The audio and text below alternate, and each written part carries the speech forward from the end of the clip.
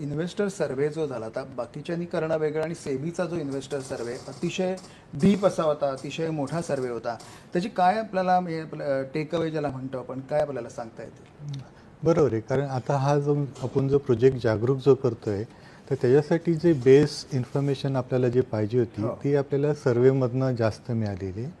सर्वेचे major finding काय होते की एक तर आपले जे इन्व्हेस्टरचं जे ओव्हरऑल पॉप्युलेशनमध्ये जवळजवळ 65% लोकांना सिक्युरिटीज मार्केटचे प्रोडक्ट म्हणजे म्युच्युअल फंड, शेअर्स वगैरे याची माहिती आहे.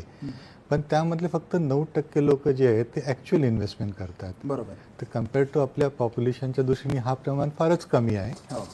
त्याचप्रमाणे जर इन्व्हेस्टमेंट जे करत नाही त्याची जी पाहणी जे सर्वेमध्ये जे फाइंडिंग आले आहे त्याच्यामध्ये एक महत्त्वाचं फाइंडिंग असं वाटतं आहे की त्यांना इन्व्हेस्टरला हे प्रोडक्ट रिस्की वाटतात.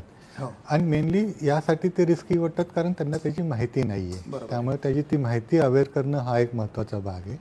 आणि तिसरी महत्त्वाची गोष्ट जी आपल्याला आढळली या सर्वेमध्ये की हे जे सर्वेज जे अवेअरनेसची जे ॲक्टिव्हिटीज माहिती जी आहे ना ती शक्यतो जास्त करून इंग्लिश आणि हिंदी या भाषेमध्ये जास्त आहे.